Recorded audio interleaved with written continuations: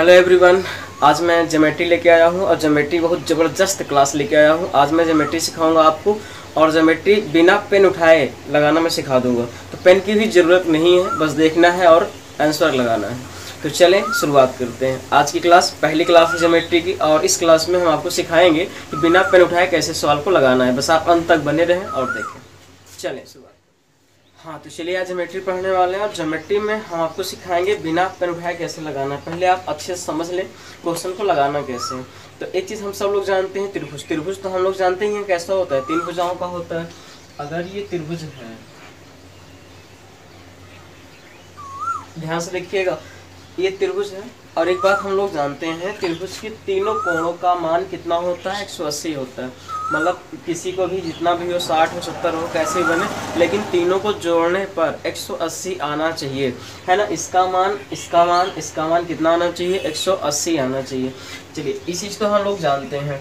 एक दूसरी बात हम लोग समझेंगे, अगर मैं इसी त्रिभुज को एक लाइन ऐसे इस तरीके से खींचते हैं, ऐसे मैंने लाइन बढ़ा दिया, ध्यान से समझना, बिल्कुल बिना पेन उठाए आप क्वेश्चन को लगाना सीख जाएंगे। ऐसे मैंने एक लाइन खींच दिया, लाइन खींचा, और एक बात आप ये समझें कि ये वाला कोण, अगर आपसे मैं ये पूछूं भैया ये वाला कोण कितने का होगा, जैसे मैंने ए बी सी, यहाँ मैंने डी कर दिया, एक लाइन मैंने सी से डी बढ़ा दिया और मैंने कहा बताइए मुझे बी सी डी का मान कितना होगा। तो एक चीज़ हमने जानते हैं कि भैया ये वाला जो है, ये अगर इसका मान कभी पूछे तो ये जानिए कि इस वाले कोण और इस वाले कोण का योग होता है।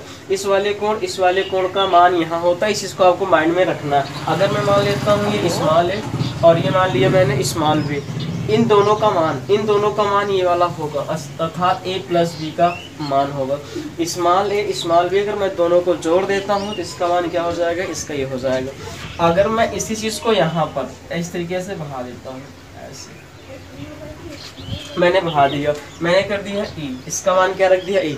मैंने यहाँ से, ध्यान से समझना, भी आप बिना पेन उठाए क्वेश्चन को लगाएंगे। अगर मैंने एक लाइन ऐसे इसको बढ़ा दिया, ए से ई तक इसको मैंने बढ़ा दिया, और मैं आपसे पूछूं कि इसका मान क्या होगा, अगर इसका मान क्या होगा, तो एक बात आपको माइंड में रखना है कि ये वाला कोण और ये वाला, इन दोनों कोणों का योग यहाँ का मान होता है। अगर मैं इसको स्मॉल सी मान लेता हूँ, क्या मान लेता हूँ, स्मॉल सी मान लेता हूँ, तो ये वाला जो मान अगर आपसे पूछेगा तो ये हो जाएगा बी प्लस सी।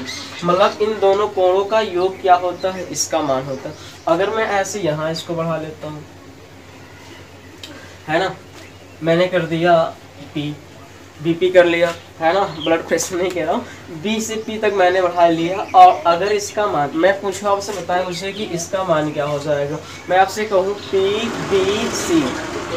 बी सी, इसका मान क्या होगा, तो आप क्या करेंगे। तो मैंने अभी बताया कि इन दोनों का योग इसके बराबर होता है। तो ये ए और सी को अगर मैं जोड़ दूंगा तो बी पी सी का मान आ जाएगा, ये हो जाएगा स्मॉल ए प्लस स्मॉल सी। इन दोनों का मान अगर जोड़ने पर क्या हो जाता है, इसका मान आ जाता है। मतलब इस वाले मान को मैं क्या कर लूँगा, ऐड कर लूँगा, तो ये वाला मान आ जाएगा। उम्मीद है क्लियर हो गया होगा। अगर मैं यहाँ से मैं इसको बढ़ा दूँ, इस तरीके से इसको बढ़ा दूँ, तो अगर मैं इसका मान आपसे पूछूं तो आप क्या बताएंगे। तो अब इस दोनों का मान भी क्या हो जाएगा, इसका हो जाएगा, इन दोनों का मान इसका हो जाएगा। अगर ऐसे में बढ़ा देता हूँ फिर भी क्या होगा, इन दोनों का मान यहाँ पर बनेगा। इस चीज़ को आपको रखना है। उसके बाद आप देखेंगे कि क्वेश्चन हल हो जाएगा ऑटोमेटिक बिना पेन उठाए। बस आपको ध्यान में रखना है और देखना है और टिक मारना है। एग्जाम में जाएंगे, कंपटीशन, बस आप देखेंगे, कंप्यूटर आपके सामने होगा, देखेंगे, टिक मारेंगे, आगे चले जाएंगे। बस इतना सा माइंड में आपको होना चाहिए कि इस चीज़ को गौर से देखना है कि ऐसा है तो क्या करना पड़ेगा। और एक चीज और हम अब पता ही आपको कि त्रिभुज के तीनों कोणों का मान कितना होता है, 180 अंश होता है। लेकिन इस चीज़ को आपको गौर रखना है, इन दोनों का योग यहाँ के बराबर होगा, इन दोनों का योग यहाँ के बराबर होगा। अगर इन दोनों का योग कहाँ पे होगा, यहाँ के बराबर होगा। तो चलिए हम आप क्वेश्चन लेंगे और आप उसको करने की कोशिश करेंगे। तो चलिए अगला क्वेश्चन लेते हैं। बहुत ही अच्छा सा क्वेश्चन है। आपके सामने एक क्वेश्चन आ गया है, गौर से देखें, इसे ध्यान से देखें और हल करने की कोशिश करें। दिया गया है, दिए गए आकृति ए बी समांतर सी डी तथा कोण बी ए ई बराबर 105 अंश, तो कोण ए ई सी बराबर 25 अंश है, तो कोण डी सी ई का मान ज्ञात करें। आपको डी सी ई का मान निकालना है, डी सी ई का मान निकालना है। तो मतलब ये जो थीटा का मान दिया है, इसी का मान निकालना। ऑप्शन दिया है 110, 120, 125 और 130। तो उम्मीद है आ गया होगा। चलिए कोशिश करते हैं सॉल्व करने का। अभी जो मैंने बताया उसे आप गौर से समझें। अभी मैंने बताया तो एक त्रिभुज आपको दिख रहा है क्या, दिख रहा है त्रिभुज यहाँ से यहाँ तक। आप ये देखिए ये वाली रेखा ये वाली और ये समांतर है, क्या है समांतर है। अगर 105 ये है तो 105 ये भी होगा, होगा कि नहीं होगा, 105 ये भी होगा। अगर हमसे इसका मान पूछे थीटा का मान, इसका मान पूछा है, थीटा का मान पूछा है, तो अगर हमको थीटा का मान पूछा है इन दोनों का योग का मान यहाँ पर होगा। तो अगर हम इसको जोड़ देंगे तो 5 5 10 हो जाएगा, 10 के 0 हो जाएगा और 2 और 1 0 3 हो जाएगा, 130। इसका मतलब आंसर कौन सा हो जाएगा, बिना पेन उठाए, आपको पेन लगाना ही नहीं है। वैसे आप ध्यान से देखें 105 ही है तो 105 ही होगा, 105 है 25 है, दोनों जोड़ देंगे 130, तो यहाँ का मान आ जाएगा। बिल्कुल पेन उठाना नहीं है, बिल्कुल आसान सा क्वेश्चन है। तो चले एक क्वेश्चन और लेके आता हूँ, उसको आप लोग सॉल्व करने की कोशिश करें। आपके सामने दूसरा, हाँ ध्यान से देखिए अगला क्वेश्चन आ गया है आपके सामने। दिए गए आकृति में AB समांतर डी, तो कोण BCD का मान निकालना है। BCD का मान निकालना है। अगर आपको BCD का मान निकालना है, BCD का, आप गौर से ध्यान से अगर आप देखें तो मैंने आपको नियम क्या बताया है, नियम आपको मैंने क्या बताया। अगर त्रिभुज आपको दिख रहा है, अगर ये 100 है, इसका मतलब ये वाला दोनों का मान कितना होना चाहिए, 100 होना चाहिए। इन दोनों का मान कितना होना चाहिए, 100 होना चाहिए। तो अगर आप 120 दिख रहा है, अगर ये समांतर है, अगर 120 यहाँ है तो 120 ये भी होगा। अगर 120 होगा तो ये कितना होगा, 60 होगा, क्योंकि इसका मान कितना हो जाएगा 180, इसका मान कितना होता है 180 होता है। अगर 120 है तो कितना हो जाएगा 60 हो जाएगा। अब देखो इसका मान इन दोनों का योग, अगर ये 60 है तो ये कितना होगा 40 होगा, बिना हल किए 40 होगा। आंसर नंबर कौन सा, ये नंबर होगा। वैसे आप ध्यान समझें, अगर पेन नहीं लगाना, अगर 120 यहाँ है तो 120 यहाँ भी होगा, समांतर है भाई, D और A समांतर है। 120 यहाँ है तो 120 यहाँ होगा, 120 है तो ये कितना हो जाएगा 60 होगा। और इन दोनों का योग कितना होता है यहाँ होता है, अगर ये 60 है तो कितना हो जाएगा 40 हो जाएगा। बस यही तो आपको थीटा का मान पूछा था, BCD यही तो 40 हो जाएगा। चलिए एक क्वेश्चन मैं और दे रहा हूँ, उसको अगर आप कर लेते हैं इसका मतलब आपको आ जाएगा। तो चलिए अगला क्वेश्चन आपके सामने, तीसरा क्वेश्चन आपके सामने है। तीसरा क्वेश्चन ध्यान से देखें, सॉल्व करने की कोशिश करें। दिए गए चित्र में PQ समांतर RS और QOS का मान निकालना है। QOS का मान निकालना, जो मान निकालना है किसका निकालना है, यहाँ का।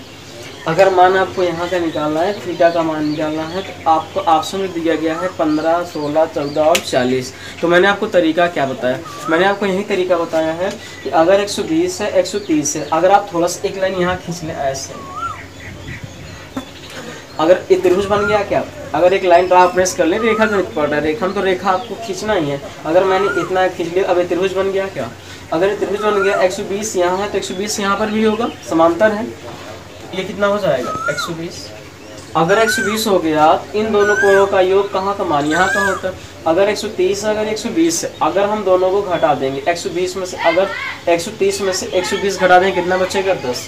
देखो ठीक है, इसका मान कितना आ जाएगा 10 डिग्री, क्योंकि 130 माइनस क्या करना है 120 घटाना है, तो कितना आ जाएगा 10 डिग्री। आंसर में नहीं है, इसका मतलब आंसर इसका क्या हो जाएगा, कहीं ना कहीं यहाँ आपको 10 बना लीजिए। उम्मीद है क्लियर हो गया होगा। अगर 120 से 130 है, ये समांतर 120 यहाँ है तो 120 यहाँ भी होगा। अगर 120 है तो इन दोनों कोणों का योग मान यहाँ होगा, 130 में से 120 घटा दीजिए, बचेगा कितना 10। अगर इन दोनों को जोड़ेंगे तभी तो 130 आ जाएगा, है ना। बहुत आसान क्वेश्चन है। ज्योमेट्री का आज पहली क्लास थी और ज्योमेट्री आगे भी है, स्टेप कई रूल्स हैं, लगभग इसमें 7 से 8 रूल्स हैं, और 7-8 अगर आप रूल पढ़ लेते हैं तो सारी ज्योमेट्री आसान हो जाएगी। तो ये पहला टाइप था और नेक्स्ट टाइप मिलते हैं अगले वीडियो में। तो गुड बाय, टेक केयर।